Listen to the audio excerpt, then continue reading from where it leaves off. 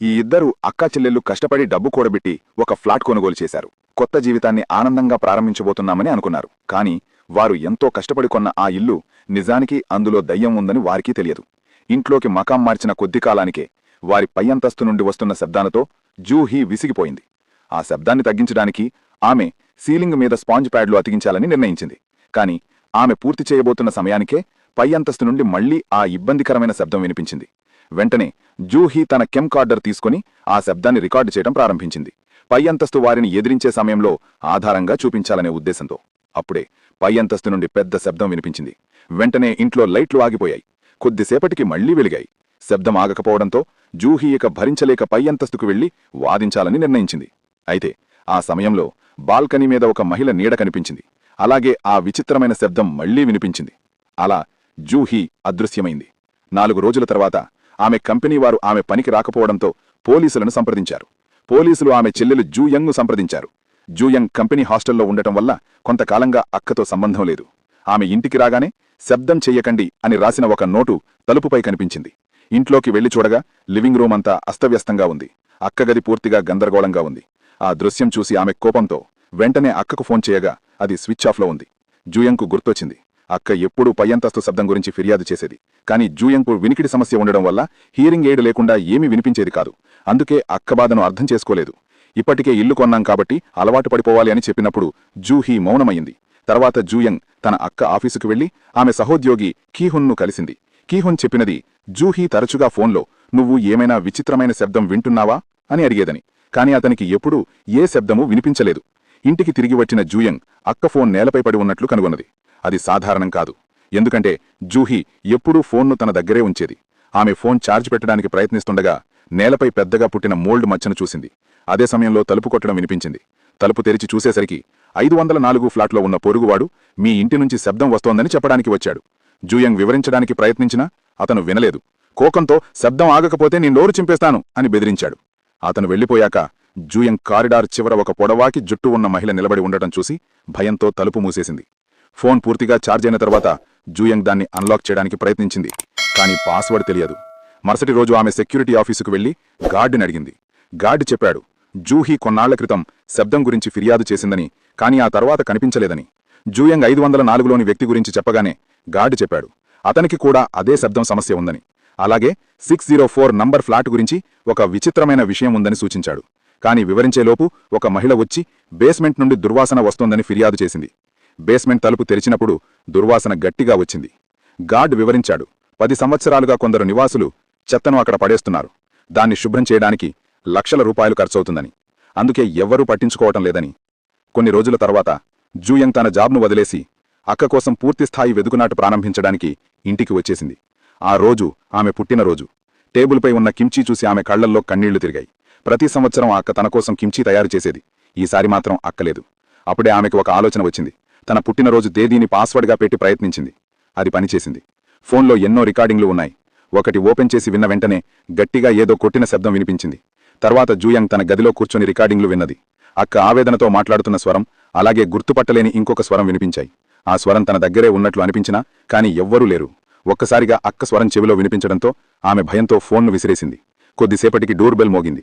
బయట అక్క స్వరం తలుపు తీయని పదే పదే చెబుతోంది.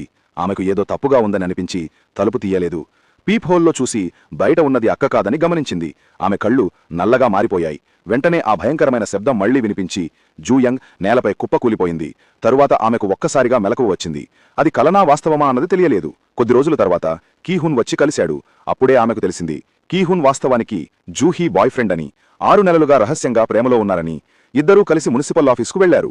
అక్కడ అధికారి చెప్పినది కొద్ది నెలల క్రితం 604 ఫ్లాట్లో ఉన్న మహిళ శబ్దం వస్తోంది, దయ్యాలు కనిపిస్తున్నాయని ఫిర్యాదు చేసిందని. ఆ తర్వాత ఆమె ఉరివేసుకుని చనిపోయిందని. ఇది విన్న జూయంగ్ భయంతో వణికిపోయింది. తామిప్పుడు నివసిస్తున్న ఇంట్లో ఒకప్పుడు ఉరివేసుకున్న ఆత్మ ఉందని ఊహించుకుంటేనే వణికిపోయింది. ఆ రాత్రి కీహున్తో కలిసి ఇంటికి తిరిగి వస్తే తలుపుపై మళ్లీ శబ్దం చేయకండి అని నోట ఉంది. జూయంగ్ అది 504లోని జుంగ్సిన్ చేసిందే అనుకుంది. జూయంగ్ తనవంతుగా పోస్టర్లు తయారు చేయడం ప్రారంభించింది. పోలీసులు కాల్ చేసి ఏమైనా కొత్త సమాచారం ఉందా అని అడిగారు.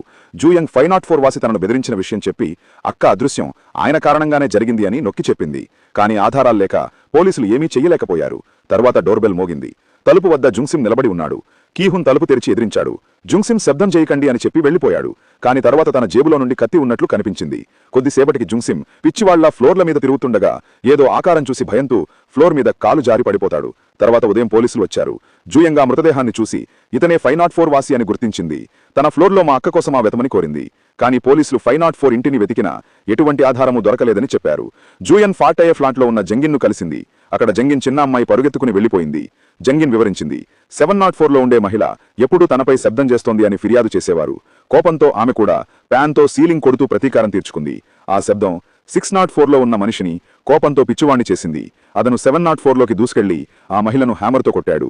మహిళ చావు సమయాన గోడలు కొడుతూ సహాయం కోసం ప్రయత్నించింది. కాని అందరూ దాన్ని కేవలం శబ్దంగానే భావించారు. ఆ తర్వాత నుండి 604 మనిషి అదృశ్యమయ్యాడు. జూయంగ్ 704 ఫ్లాట్ ఇప్పుడు ఎవరున్నారు అని అడిగితే జంగిన్ చెప్పింది. ఆ మరణం తర్వాత 704 ఖాళీగా ఉంది. ఇంటికి తిరిగి వచ్చిన జూయంగ్ తలుపుపై మళ్లీ నోటు కనుగొంది. కాని ఈసారి అది ఖాళీ పేపర్ మాత్రమే. దాన్ని తీసి చూసేసరికి తలుపుపై రక్తంతో నరకానికి పో అని చెక్కబడి ఉంది. తర్వాత రోజు రీడెవలప్మెంట్ మీటింగ్ జరుగుతుండగా ఆమెకు అపార్ట్మెంట్ ప్రెసిడెంట్కి గొడవ జరిగింది. కీహున్ ఆమెను తీసుకెళ్లి శాంతపరిచాడు.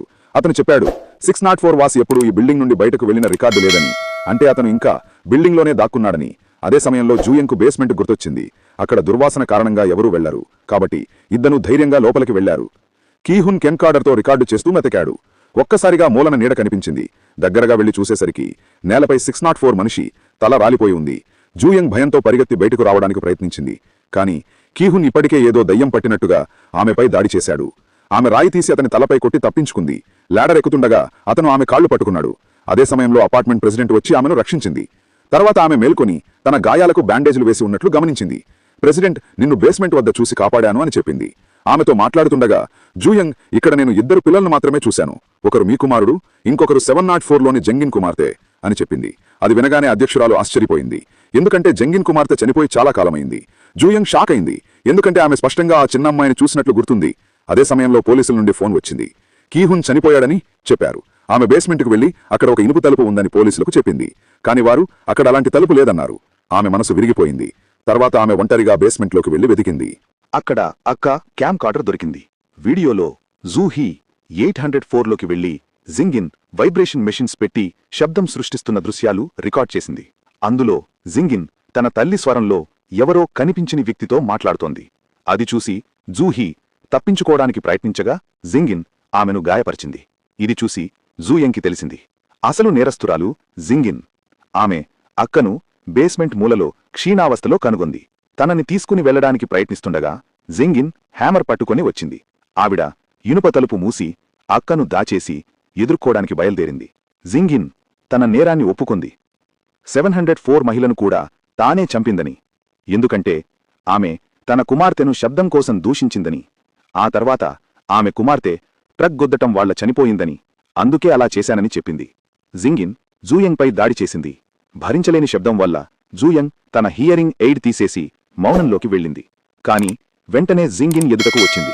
ఆమె జూయంగ్ని చంపబోతుండగా 704 మహిళ ఆత్మ దెయ్యంగా వచ్చి ఆమెను పట్టుకుంది. జూయంగ్ చివరకు తలుపు మూసి జింగిన్ను లోపలే వదిలేసింది. జింగిన్ గోడలు కుడుతూ సహాయం చెయ్యండి అని అరుస్తూనే ఉంది. కాని ప్రజలు దాన్ని మరోసారి శబ్దం అని భావించారు. చివరకు జూయంగ్ తన అక్కతో బేస్మెంట్ నుండి బయటపడింది.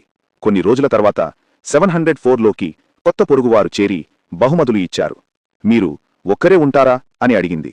జూయంగ్, లేదు, నేను మా అక్కతో ఉంటాను అని చెప్పింది. కాని ఆ కొత్త అమ్మాయికి ఇంకెవరూ కనిపించలేదు. చివరకు శబ్దం చేయకుండా జాగ్రత్తగా ఉంటాను అని నవ్వుతూ వెళ్లిపోయింది. ఇదే 2025 కొరియన్ హారర్ సినిమా నాయిస్ పూర్తి కథ. ఈ స్టోరీ మీకు నచ్చితే లైక్ చేసి సబ్స్క్రైబ్ చేయండి.